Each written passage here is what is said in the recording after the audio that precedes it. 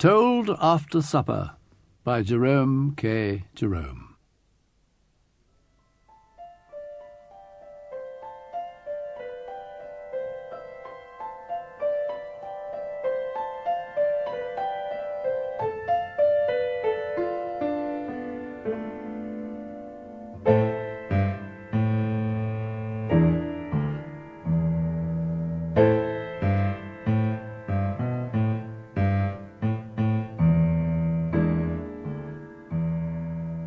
Our Ghost Party.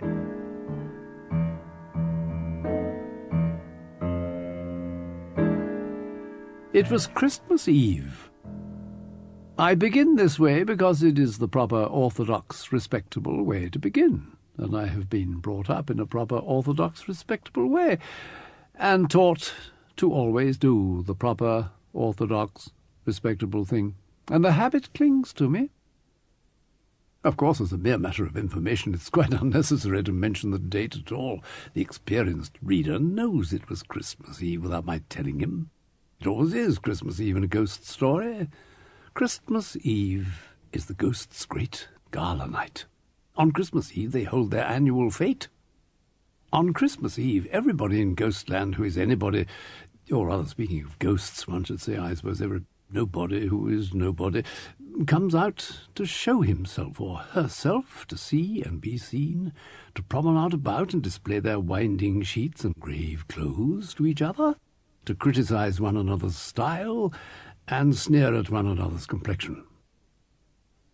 Christmas Eve parade, as I expect they themselves term it, is a function doubtless eagerly prepared for and looked forward to throughout Ghostland, especially by the swagger set, such as the murdered barons, the crime-stained countesses, and the earls who came over with the Conqueror and assassinated their relatives and died raving mad.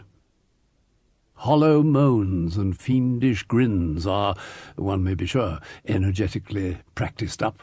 Blood-curdling shrieks and marrow-freezing gestures are probably rehearsed for weeks beforehand. Rusty chains and gory daggers are overhauled and put into good working order, and sheets and shrouds laid carefully by from the previous year's show are taken down and shaken out and mended and aired. Oh, it's a stirring night in Ghostland, the night of December the 24th. Ghosts never come out on Christmas night itself, you may have noticed. Christmas Eve, we suspect, has been too much for them. They're not used to excitement. For about a week after Christmas Eve, the gentlemen ghosts, no doubt, feel as if they were all head and go about making solemn resolutions to themselves that they will stop in next Christmas Eve, while the lady spectres are contradictory and snappish and liable to burst into tears and leave the room hurriedly on being spoken to for no perceptible reason whatever. Ghosts with no position to maintain, mere middle-class ghosts, occasionally, I believe, do a little haunting on off nights, on All Hallows Eve, and at Midsummer, and some will even run up for a mere local event to celebrate, for instance, the anniversary of the hanging of somebody's grandfather, or to prophesy a misfortune.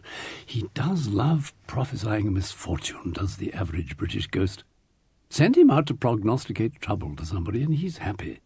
Let him force his way into a peaceful home and turn the whole house upside down by foretelling a funeral or predicting bankruptcy or hinting at a coming disgrace or some other terrible disaster about which nobody in their senses would want to know sooner than they could possibly help, and the prior knowledge of which can serve no useful purpose whatsoever, and he feels that he's combining duty with pleasure. He would never forgive himself if anybody in his family had a trouble and he hadn't been there for a couple of months beforehand doing silly tricks on the lawn or balancing himself on somebody's bedrail. Then there are, besides, the very young or very conscientious ghosts with a lost will or an undiscovered number weighing heavy on their minds who will haunt steadily all the year round. And also the fussy ghost, who is indignant at having been buried in the dustbin or in the village pond, and who never gives the parish a single night's quiet until somebody has paid for a first-class funeral for him. But these are the exceptions. As I have said, the average orthodox ghost does his one turn a year on Christmas Eve, and is satisfied. Why on Christmas Eve, of all nights in the year, I never could myself understand. It's invariably one of those dismal of nights to be out in, cold, muddy and wet. And besides, at Christmas time, everybody has quite enough to put up with in the way of a house full of living relations without wanting the ghosts of any dead ones mooning about the place, I'm sure. There must be something ghostly in the air of Christmas, something about the close, muggy atmosphere that draws up the ghosts, like the dampness of the summer rains, brings out the frogs and snails. And not only do the ghosts themselves always walk on Christmas Eve, but live people always sit and talk about them on Christmas Eve. Whenever 5 or 6 English-speaking people meet round a fire on Christmas Eve, they start telling each other ghost stories. Nothing satisfies us on Christmas Eve but to hear each other tell authentic anecdotes about spectres. It is a genial festive season, and we love to muse upon graves and dead bodies and murders and blood. There is a good deal of similarity about our ghostly experiences, but this, of course, is not our fault, but the fault of the ghosts, who never will try any new performances, but always will keep steadily to the old, safe business. The consequence is that when you've been at one Christmas Eve party and heard 6 people relate their adventures with spirits, you do not require to hear any more ghost stories. To listen to any further ghost stories after that would be like sitting out 2 farcical comedies, or taking in 2 comic journals. The repetition would become wearisome. There is always the young man who was one year spending the Christmas at a country house, and on Christmas Eve they put him to sleep in the west wing. Then, in the middle of the night, the room door quietly opens, and somebody, generally a lady in her nightdress, walks slowly in and comes and sits on the bed. The young man thinks it must be one of the visitors or some relative of the family, though he doesn't remember having previously seen her, who, unable to go to sleep and feeling lonesome all by herself, has come into his room for a chat.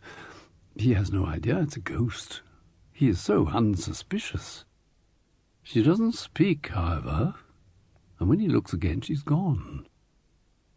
The young man relates the circumstance at the breakfast table next morning and asks each of the ladies present if it were she who was his visitor. But they all assure him that it was not, and the host, who has grown deadly pale, begs him to say no more about the matter, which strikes the young man as a singularly strange request.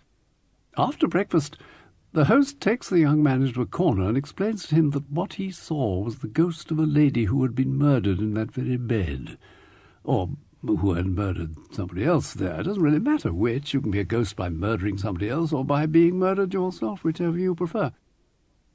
The murdering ghost is perhaps the more popular, but on the other hand, you can frighten people better if you're the murdered one, because then you can show your wounds and do groans. Then there is the sceptical guest. It is always the guest who gets let in for this sort of thing, by the by. A ghost never thinks much of his own family. It's the guest he likes to haunt who, after listening to the host's ghost story on Christmas Eve, laughs at it and says that he doesn't believe there are such things as ghosts at all, and that he will sleep in the haunted chamber that very night if they'll let him. Everybody urges him not to be reckless, but he persists in his foolhardiness and goes up to the yellow chamber, or whatever colour the haunted room may be, with a light heart and a candle, and wishes them all good night and shuts the door. Next morning he's got snow-white hair. He doesn't tell anybody what he's seen. It's too awful. There is also the plucky guest, who sees a ghost and knows it's a ghost, and watches it as it comes into the room and disappears through the wainscot, after which, as the ghost doesn't seem to be coming back, and there's nothing consequently to be gained by stopping awake, he goes to sleep. He doesn't mention having seen the ghost to anybody for fear of frightening them. Some people are so nervous about ghosts, but determines to wait for the next night and see if the apparition appears again. It does appear again, and this time he gets out of bed, dresses himself, and does his hair, and follows it. And then discovers a secret passage leading from the bedroom down into the beer cellar, a passage which no doubt was not unfrequently made use of in the bad old days of yore. After him, comes the young man who woke up with a strange sensation in the middle of the night and found his rich bachelor uncle standing by his bedside. The rich uncle smiled a weird sort of smile and vanished.